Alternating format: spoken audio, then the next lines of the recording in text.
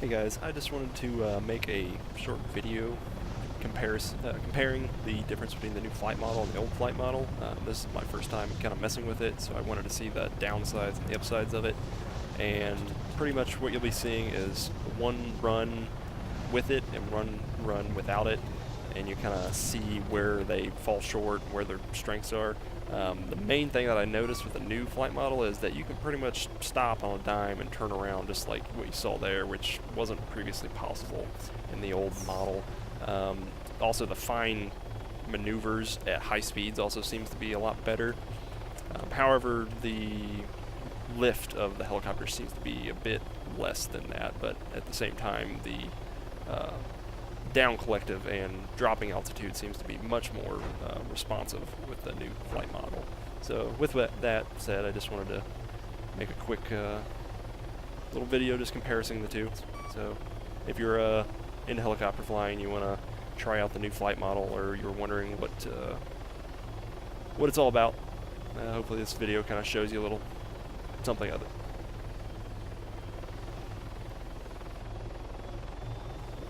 If you're someone like me who's never had a real flight simulator experience, this will be something kind of new to you. It might take a few tries to get used to, but once you get it down, I think you'll really like it. The one thing that I really do enjoy is that little reticle that shows you the vector of your aircraft, so you can see where you're going, or where your helicopter is going to be going before it gets there, which is really, really nice. I really like that. The one thing also to note, what you're seeing right now is as long as you can control your rotor RPM, which is when you hear those beeping, that's going under or over the RPM, and it can cause a stall out or loss of altitude. As long as you can control that, the helicopter seems to react and maneuver amazingly well compared to the old flight model. At speeds like this, you almost had no rudder control, and you pretty much just relied on banking and pitching your aircraft for any kind of maneuver. But if you have a analog throttle, you're able to very drastically control and maneuver your aircraft with the torque of the rotor, depending on the RPM that it's going at. And again, the little reticle also makes it amazing for doing fine maneuvers like this, where you go under a bridge. You can perfectly line up so that you don't hit anything. Other than that, I don't really think I have much more to say. Another drop under the bridge makes it super easy with the new reticle. You'll see some more fine maneuvering at high speeds down here in the river, which is possible. I'm not going fast enough that this wouldn't be out of reason with the other flight model, but it's much more responsive and agile, even at high speeds, than the old model. And for anyone that might be wondering, I fly with a mouse and keyboard with CH Pro pedals, usually at the old flight model. I tried a stick with the new flight model. I just have a Mad Catz flight stick, nothing special, but I didn't like it. However, you do need to have a analog throttle to do this. It was very difficult with the just WNS keyboard. So if you want to try out this flight model, I strongly suggest having a throttle or an analog throttle to do so. And what I do is I just sit my joystick in my lap and use the throttle, and then I use my mouse and rudder pedals for everything else. Okay. And what you're seeing now is the exact same run, just with the old flight model. I try to keep it as symmetrical as possible from my last run. However, it's just not possible with the physics of the old model, as you'll see in a second.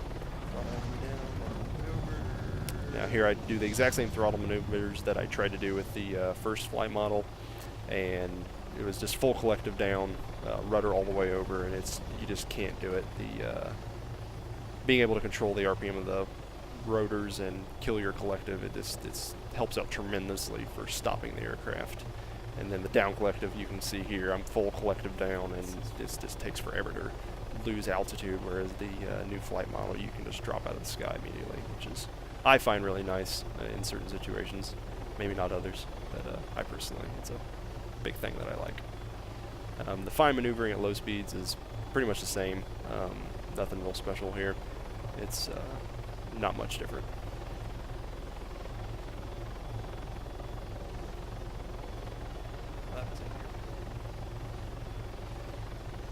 And then here we get into a little bit of more high speed. Again, the down collective, it takes forever to get down to the actual ground floor.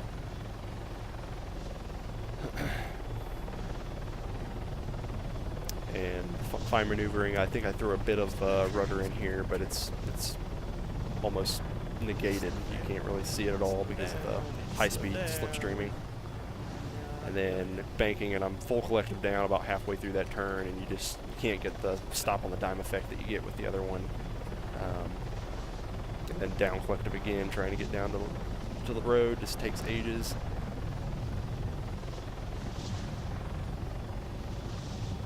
The one nice thing about the old model, though, is if you didn't have any, if you're just using your keyboard with no analog throttle, you can keep your altitude pretty much level at whatever speed. All you have to do is pitch up and down, which it kind of just auto-controlled your altitude, which I did like it when I had it, but now that I've kind of messed around with the new flight model, it kind of actually irritates me because the reticule that the new model gives you is a lot better. And then I hit something here and crash, then hit the but that's pretty much it. There's anything else special there. And lastly, I just want to kind of showcase the changes in the flight dynamics when you're using rudder pedals and you're flying sideways. This is great for the new fire from vehicles that they've added into the game. So if you have door gunners or anything on the sides, it's extremely easy to keep your aircraft level and in line with any roads or anything that you're trying to follow, or valleys like what you're seeing now. And it's also very easy to transition from full rudder to no rudder and back very easily at high speeds, which you'll see in a second. But right now I'm just kind of showing you. All you have to do is look for your reticle, see where it's going, and that's pretty much it. It makes it very easy to fly sideways.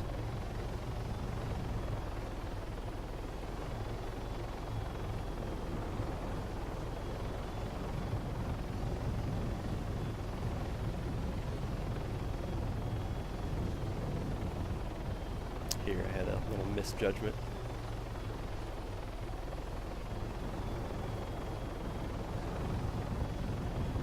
And you see, at even very high speeds, you can almost keep a 40 to 50 degree rudder angle as you're flying, and just transition right back into it very easily. Transition forward, go back to it, and yeah, it's just a showcase of the new flight dynamics.